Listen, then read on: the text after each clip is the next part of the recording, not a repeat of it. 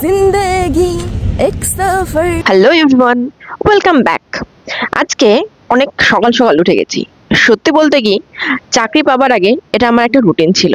সকালবেলায় উঠে মিনিমাম 1 থেকে 2 ঘন্টা পড়া, তারপর গ্রাউন্ড।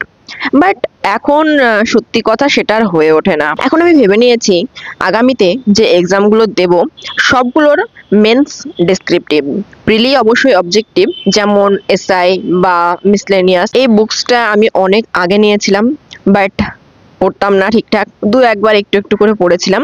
তো ভাবলাম এটা এবার শেষ করি, কারণ অবজেক্টিভ তো অনেক কবার পড়েছি আর সেখানে সেইভাবে সমস্ত কিছু ডেসক্রিপটিভ ওয়েতে দেওয়া নেই। সো অবজেক্টিভ আমার পড়া হয়েছে, এখন থেকে ডেসক্রিপটিভ পড়বো। जिंदगी एक सफर है सुहाना, यहाँ कल क्या हो किसने जाना। सो ओनली सफर का मजा लो, मंजिल तो एक दिन आनी ही है। और अच्छा है, बहुत ही अच्छा। अगर बुरा है तो क्या हुआ, बत्ती ही तो है, टल जाएगा। কত সুন্দর ওয়েদার। তবে এবার একটা ব্যাপার, যে কুয়াশাটার আমি মজা নিই প্রত্যেক টাইম, প্রত্যেক ইয়ার, সেইটা এবার নেই। পুরো গ্রাউন্ড ফাঁকা, না ফাঁকা নেই, অনেকই আছে, বাট দেখা যাচ্ছে না। এই যে ছোট্ট কি সব কুয়াশার জন্য দেখা যাচ্ছে না। এটা বেশ ভালো, অনেকে আসে, অনেক, তাই ভালো লাগে এখানে আসতে। চলো একটু ওয়ার্কআউট করে নিই ঠান্ডার মধ্যে। গ্রাউন্ড থেকে এসে বসে গেলাম পড়তে। এখন শীতের সময়, সো গ্রাউন্ড থেকে এসে সঙ্গে সঙ্গে স্নান করি না, একটু পরে করি। একজন আমাকে জিজ্ঞেস করেছে যে গ্রুপ স্টাডির ব্যাপারে আমার মত। সেটা উইকলি 1 থেকে 2 বার, 2 বা 3 ঘন্টার জন্য সবাই মিলে এক জায়গায় বসলে এবং সবাই কোয়েশ্চেন ডিসকাস করলে, হয়তো কেউ একটা কোয়েশ্চেন করলো, আরেকজন একটা কোয়েশ্চেন করলো, এখান থেকে নলেজ অনেক ইমপ্রুভ হয়। বাট যদি ডেইলি তুমি সেটা করতে যাও, সেখানে শুধু সময় নষ্ট হবে আর কিছু না। এটা আমার মত। আমি গ্রুপ স্টাডি অ্যাকচুয়ালি করার ইচ্ছা ছিল, বাট আমি গ্রুপ স্টাডির জন্য কেউকে পেতাম না। গ্রাউন্ডে যারা যেত তাদেরকে বলতাম, তারা ওই 1 বা 2 বার পড়েছিলাম, ব্যাস শেষ। এবার বাকি সবার একরকম নাও হতে পারে, সো তোমাদের যেমন মনে হবে সেইভাবে প্রিপারেশন করবে। এখন অ্যাকচুয়ালি অবস্থা একটু খারাপ হয়ে গেছে। শীতের সময় বুঝতেই পারছো, সকাল সেই হতে হতে 6টা বেজে যাচ্ছে। এবার 6টার আগে গ্রাউন্ড যাওয়া যাচ্ছে না, অন্ধকার থাকছে। গ্রাউন্ড থেকে মিনিমাম 1.5-2 ঘন্টা তো লাগবেই। এবার 7:30 বা 8টার সময় এসে মানে একটু আমি ঠিকঠাক সময় পাচ্ছি না, ওই খেতে খেতে প্রিপারেশন করছি এইরকম। কারণ এখন অফিস 10টা থেকে স্টার্ট হয়ে যাচ্ছে। তবে এটা মার্চ বা এপ্রিলে ঠিক হয়ে যাবে, তখন 5টার মধ্যে গ্রাউন্ড চলে যেতে পারবো। তখন সকালে অনেকটা সময় পেয়ে যাব। আর তবে একটা ভালো হয়েছে যে যখন অফিস থেকে আসি, মোটামুটি 5:30-6টার সময় চলে আসি অফিস থেকে, তখন অনেকটা সময় পাওয়া যায়। তখন এসে প্রিপারেশন বা আদার্স যে কোনো কাজ থেকে করি। আরো একজনের কোয়েশ্চেন ছিল, সে 10টা থেকে 7টা পর্যন্ত কাজ করে, তারপরে কিভাবে প্রিপারেশন করবে। তো এই ক্ষেত্রে আমার দুটো এক্সপিরিয়েন্স তোমার সঙ্গে শেয়ার করি। 2020 লাস্টে আমি 5টা টিউশন পড়াতাম।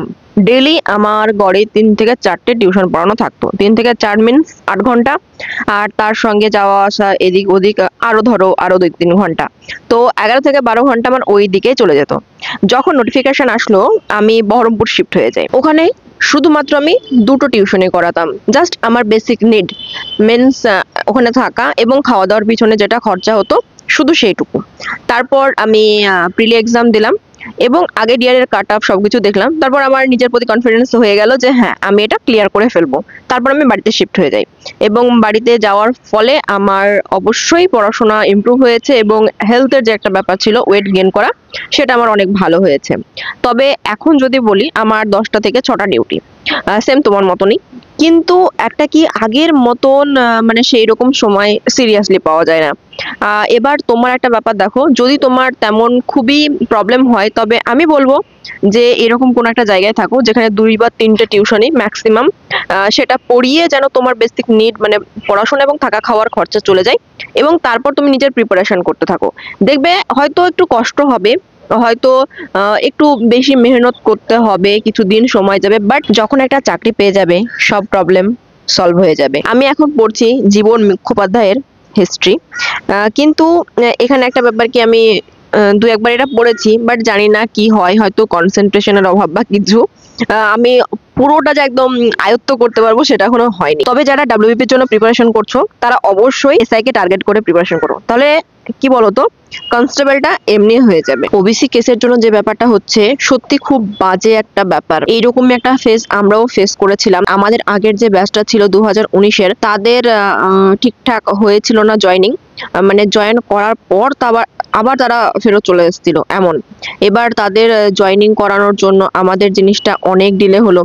প্রিলি এক্সাম হওয়ার পুরো 1 বছর পর মাঠের জন্য ডেট দিল, এবং মেন্স ইন্টারভিউ এই 3টে খুব তাড়াতাড়ি হয়ে গেছিল, বাট আবার প্রায় 1 বছর বসিয়ে রেখেছিল। তো সিচুয়েশনটা যা যাচ্ছিল সিরিয়াসলি প্রচুর প্রচুর খারাপ লাগতো। এটা তো শিওর হয়ে গেছিলাম ইন্টারভিউ দেওয়ার পর যে এবার হয়ে যাবে, এবার কোনো চাপ নেই। কিন্তু মানে অন্য যে প্রিপারেশন করব, যেমন কনস্টেবলের পরই আমার এসআই এর মেন্স ছিল, তো সেই রকম আমি প্রিপারেশন করতে পেরেছিলাম না। এবার কি বলতো, মানে এই সিচুয়েশন গুলো এমনই না, অনেকে আছে যারা এই জায়গাতেই ভেঙে পড়বে।